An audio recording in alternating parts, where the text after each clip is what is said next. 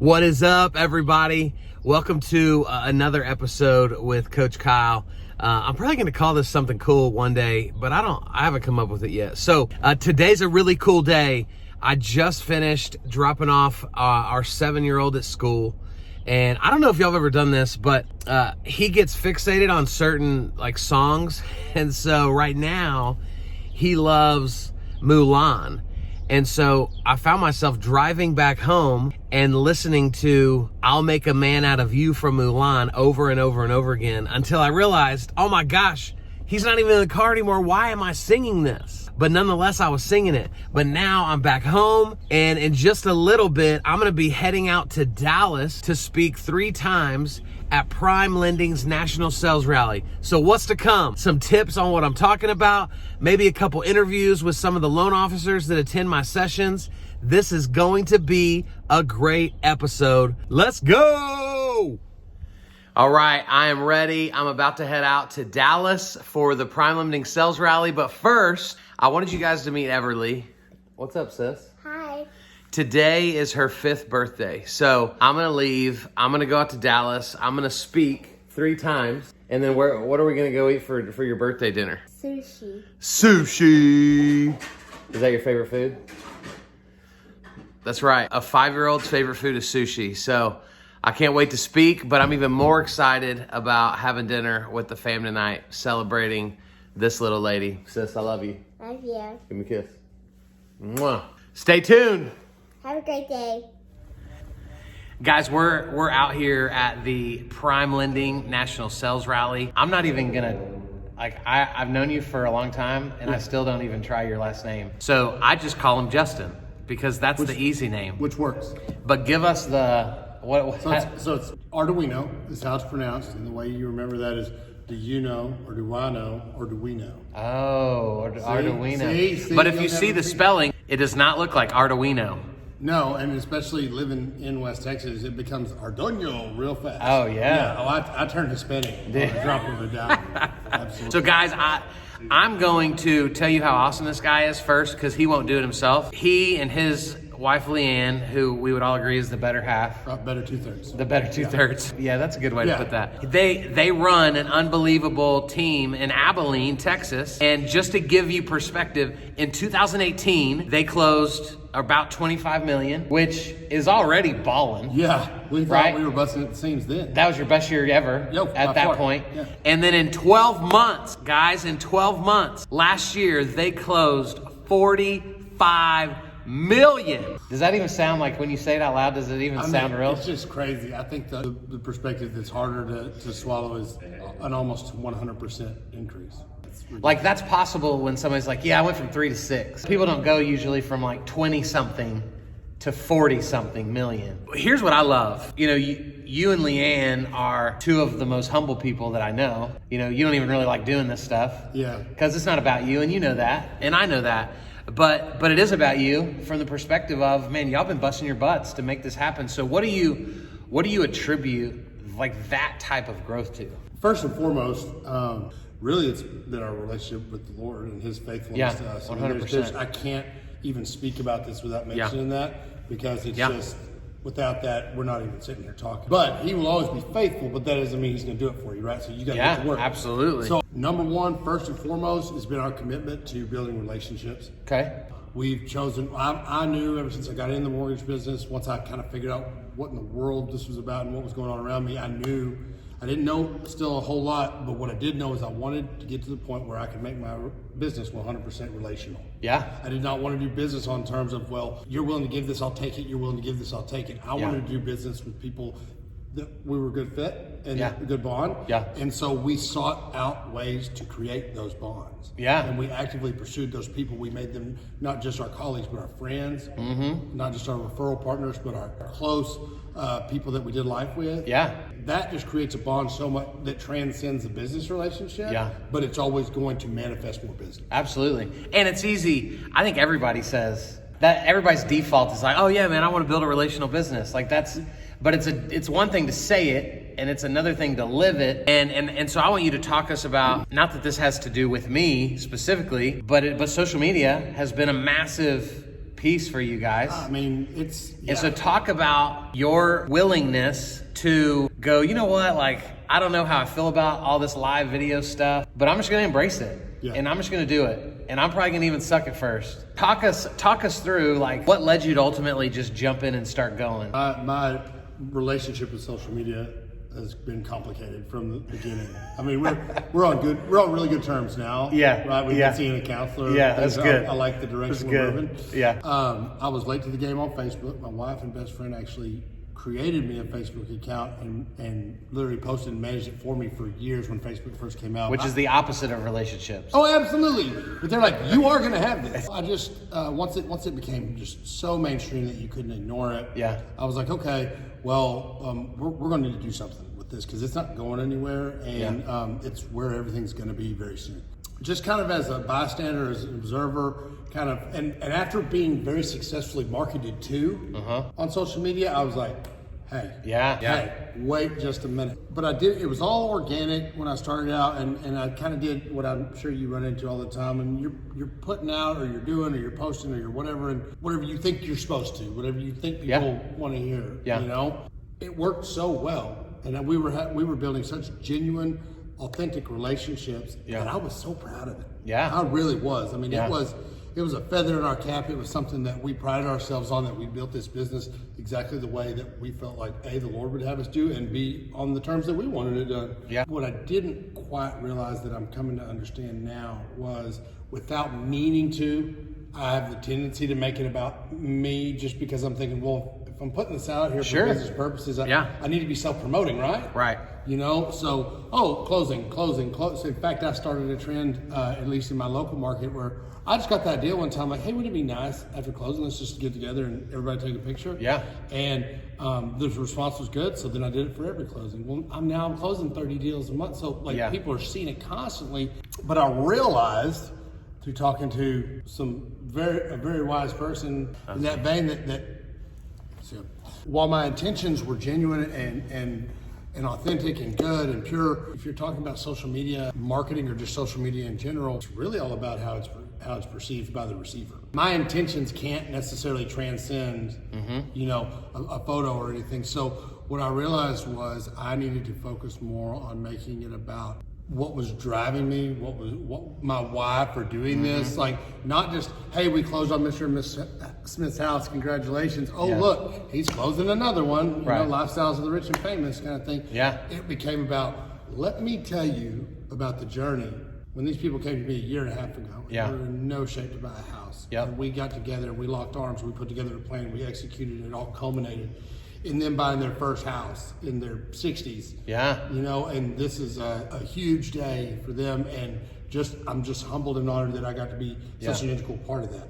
So being able to, put that type of stuff forward, just as more so than just, oh, hey, we did this thing. Another thing is, I did just have to, the live thing was a big thing for me, man. It really was, because that's vulnerability. I mean, because once it's out there, it's gone, and what worked on me. Am I watching people's videos? Yes. Am I intrigued? Yes. Do I want to see more? Yes. Do I feel like, more importantly, when I watch people's lives, do I feel like I know them better? And I wanted to be known. Like, I felt like, okay, we've got a great story. We're making history. Things are happening. Life is great. We're so blessed. I want to share this with people, right? And I wanted people to know our true heart, both in our business and in our family. Like, I got to do it.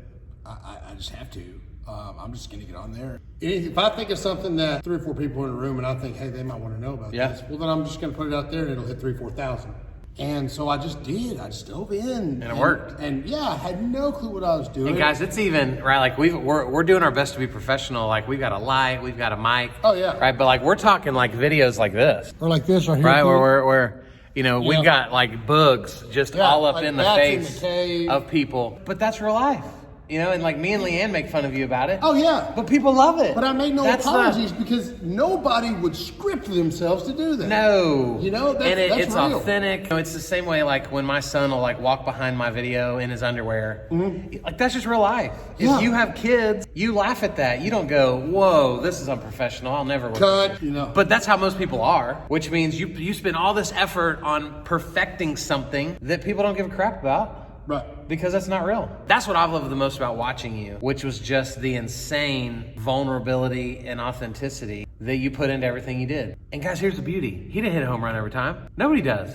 No, the proof's on my news feed if you want to go scroll backwards. But you know what is true? You can't hit a home run without swinging the bat. So many lenders, so many realtors, they're just standing over on the sidelines with the bat on their shoulders, wondering, man, why can he hit home runs like that? While they're just holding it. Yeah, make no mistake. Anybody who's doing this at any level of success or progress got there through the school of hard knocks. If you're still having trouble getting over that hump. This is the last thing, so it better be good. Okay, good. Well, that's a lot of pressure I didn't need. I know. In the videos, we talk about, you were just talking about how they're not perfect, but they're authentic. You get kids running around in their underwear, all this kind of stuff. For instance, and anybody who's been in sales for 30 seconds has heard the phrase that people do business with those who they know, like, and trust. Yep. Well, first of all, those really intermingle because when people feel like they know you, they feel like they can trust you. When they feel like they know and can trust you, they like you. 100%. Right? And so the thing is this, what is more genuine, authentic, forthcoming than just saying, you know what, I'm just gonna get on here and be me and if it sucks, that's okay,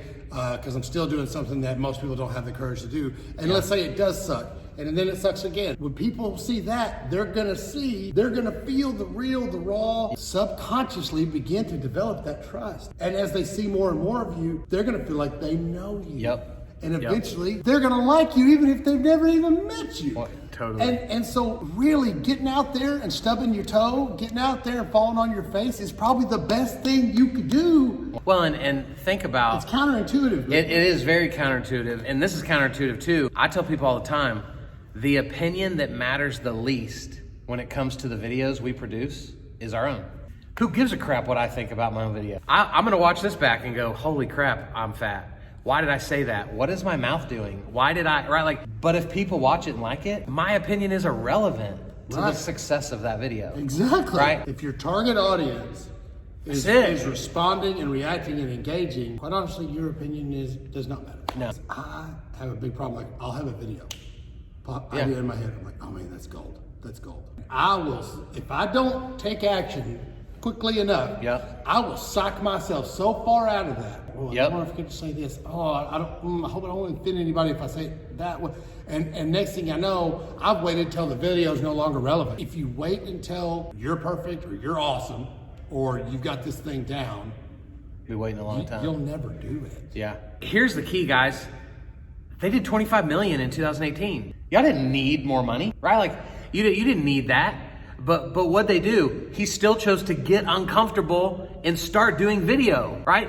That is what I believe is the greatest characteristic of an achiever is action. So guys, go follow Justin. Go see what he's doing, watch what he's doing, everything he does, everything I do. It's all duplicatable. YouTube's coming up. We're gonna be pushing that. Yeah, for the Arduino team. Is that right? RD. I have to give it this guy. Arduino. There you go. Hey. I said it. You got it. Arduino. Yeah. Guys, go look them up. Man. Thanks for hanging out. Man, I'm excited. You're speaking tomorrow in front of tons of people. Yeah. So we're gonna get up there and do that thing, and I've known about it. I guess they told me about it about a month ahead of time, maybe 2 months. But my only reservation was until I started to practice it. Get out there and do it. Go. Just go and do it. Take action. That's it. That's what I took from this guy, amongst other things. Thank y'all for watching. Later, y'all. See ya. Yeah. Guys, check this out. This is my room. So, how to win on social media. There's my stage. And then here's my room. Woo! And we're doing this 3 times. So, I do it from 2 to 250, 3 to 350, and then 4 to 450. And it is going to be fun. So by the time y'all see this, hopefully it will have already gone well, but I wanted you to see and get just a little bit of a taste into what this looks like. We'll see you back soon. Guys, you want to talk about awkward? Have someone follow you around with a video camera? Man, it gets real weird, real fast. Got him back there, just being weird, dude. But guys, this is how we do it. This is how the content game works. And so if people don't remember we exist, it's really hard to sell something to them. What is up, guys? Finishing up my day. This is really my first attempt at kind of like a vlog, like a daily vlog type episode. Today, I spoke at the Prime Lending Sales Rally. I don't know how many of you speak on a regular basis, but what they say is, well, I always heard it that an hour of preaching was equivalent to an 8-hour workday. And so, if that's true, I preach when I speak. Right? I get after it. I'm emotionally invested. I am psychologically invested. I'm physically invested. And so speaking for almost an hour at a time, back to back to back, is crazy. And so I don't want to be doing this video, if I'm being honest with you guys. I got to continue to show you guys the power of content, the power of storytelling. And so I wanted to give you guys just a couple of nuggets from today. First of all, if you want people to not talk to you, walk around with a camera and a light. Man, people were avoiding me like the plague. It was hilarious. Nobody wanted anything to do with being on my video. To true value for a moment, what I got asked the most today was, how long should my videos be? And guys, I gave them an answer that I'm not used to giving. I said, honestly, do not set a time limit for yourself. Talk until you're out of value, right? So sometimes that could be a minute, sometimes that could be 10 minutes. But here's what I'm beginning to realize more and more. The data that people love to speak to, right? That, you know, on average, people say they like 30-second videos or videos under a minute. I kind of call bullcrap on that, and here's why. The data that they're getting those answers from are based on what I believe to probably be sucky content. Of course, when you're doing sales-driven videos, of course they need to be short because they suck. Nobody cares. There's no value there. But when you believe that you're creating genuine value for people, man, you can go longer than what normal says is normal. I sat through twice Avengers Endgame. That movie was 3+ hours.